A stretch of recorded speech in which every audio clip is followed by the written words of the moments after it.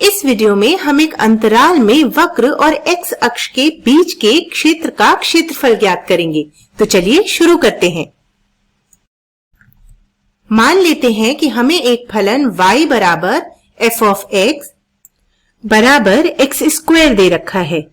हमें वक्र y बराबर x स्क्वायर के नीचे धनात्मक x अक्ष के ऊपर तथा कोटियों x बराबर 1 और x बराबर 4 से घिरे हुए क्षेत्र के क्षेत्रफल को ज्ञात करना है। चलिए इसे बेहतर समझने के लिए पहले हम y बराबर x स्क्वायर का आलेख बना लेते हैं। तो यह रहा हमारा y बराबर x स्क्वायर का आलेख। यहाँ पर x का मान 1 है और यहाँ पर 4। अब हम कौन से क्षेत्र की बात कर रहे थे? हम वक्र के नीचे धनात्मक x अक्ष के ऊपर तथा कोटियों x बराबर 1 और x बराबर 4 से घिरे हुए क्षेत्र की बात कर रहे थे। चलिए अब आगे बढ़ने से पहले हम अपने क्षेत्र को छायांकित कर लेते हैं।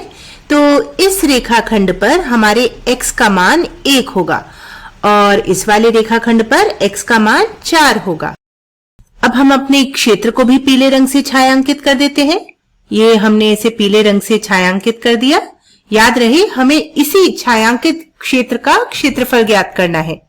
अब इस पीले रंग से छायांकित क्षेत्र के क्षेत्रफल का सटीक मान हम निश्चित समाकलन द्वारा व्यक्त कर सकते हैं।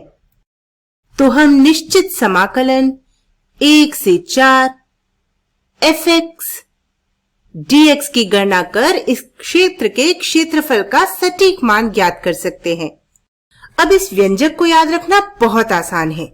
आप ऐसे सोचिए कि जैसे आपने संपूर्ण क्षेत्र को अनंत अति सूक्ष्म चौड़ाई के आयतों में विभाजित कर दिया है और अब इस पूरे छायांकित क्षेत्रफल की गणना हम इन अनंत आयतों के क्षेत्रफल को जोड़कर कर सकते हैं। आइए इसको गहराई से समझते हैं। हम अपने क्षेत्र को पतले पतले आयतों में विभाजित कर लेते हैं।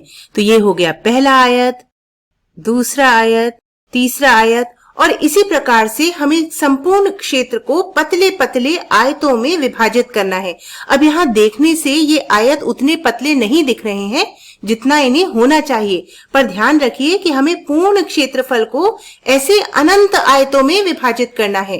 तो प्रत्येक आयत की चौड़ाई अति सूक्ष्म होगी। हो सकता है कि इसको देखकर आपको रीमान योगफल या रीमान सम की याद आ गई हो। वैसे रीमान इंटीग्रल को भी इसी तरीके से परिभाषित किया जाता है। आपको बस यह सोचना है कि आपके पास रीमान योगफल में अनंत आयत हैं। प्रत्येक आयत की चौड़ाई है dx, यहां लिख देते हैं dx। अब आप सोचेंगे कि fx क्या है? तो fx इस सूक्ष्म अंतराल के किसी बिंदु x पर फलन का मान है। अब ऐसे प्रत्येक पतले से आयत का क्षेत्रफल होगा fx dx और अब हम इन सभी आयतों के क्षेत्रफल को जोड़ देंगे। ये जो लंबा सा s यहाँ आपको दिखाई दे रहा है, जिसे आप समाकलन के चिन्ह के रूप में जानते हैं, कुछ सिग्मा की तरह कार्य कर रहा है, जिसे अक्सर हम योग को दर्शाने के लिए प्रयोग करते हैं। तो अभी तक हमने देखा कि किस प्रकार से निश्चित समाकलन का प्रयोग कर हम दिए गए क्षेत्रफल का सटीक मान लिख सकते हैं। अब इसको हल करने के लिए हम कलन की आधारभूत प्रमेय यानी कि फंडामेंटल थ्योरम ऑफ कैलकुलस के दूसरे भाग का प्रयोग करेंगे। तो चलिए देखते हैं कि इसको कैसे हल कर सकते हैं।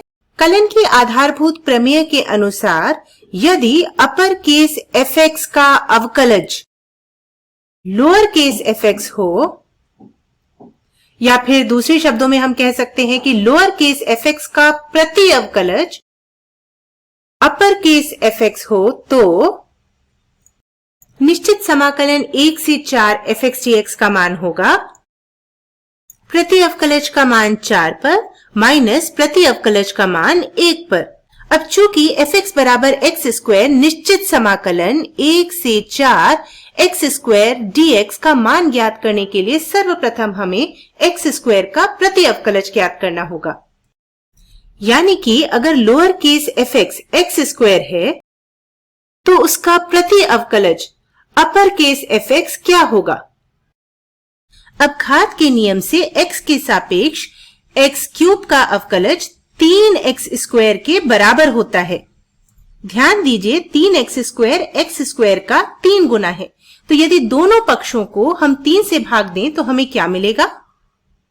हमें मिलेगा 1/3 d/dx ऑफ x क्यूब बराबर 3x² 3। अब यहाँ से हमें मिलेगा d/dx 1/3 गुणा x क्यूब बराबर x²। आप चाहें तो 1/3 गुणा x क्यूब का अवकलन x के सापेक्ष करके भी देख सकते हैं। आपको मिलेगा 1/3 गुणा 3x² जो कि x² होता है। तो यहाँ से हमें मिला d/dx ऑफ x³ बराबर x²। इसका मतलब अपर केस fx बराबर x³ 3। तो यहाँ से हमें x² के प्रति अवकलज के रूप में एक फलन x³ मिल गया है। अब अपने मूल प्रश्न पर वापस चलते हैं। निश्चित समाकलन 1 से 4 x² dx का मान निकालने के लिए हम प्रति अवकलज के मान की गणना करेंगे 4 पर और उसमें से प्रति अवकलज के मान की गणना 1 पर करके घटा देंगे। तो इसको लिखने का तरीका कुछ यूं है कि आप पहले तो कोष्ठक में लिख दें प्रति अवकलज को। तो यहाँ पर हम लिख देते हैं x³ 3, कोष्ठक को बंद कर देते हैं और इसके बाद हम दोनों सीमाओं को लगा देते हैं। तो यहाँ पर ऊपर की तरफ हम लिख देंगे 4 और नीचे लिख देंगे 1। इसी बात को लिखने का एक तरीका यह भी है कि आप कोष्ठक के बाद और इन सीमाओं से पहले एक रेखाखंड लगा दें, लेकिन फिलहाल के लिए हम अभी इसका इस्तेमाल नहीं करेंगे।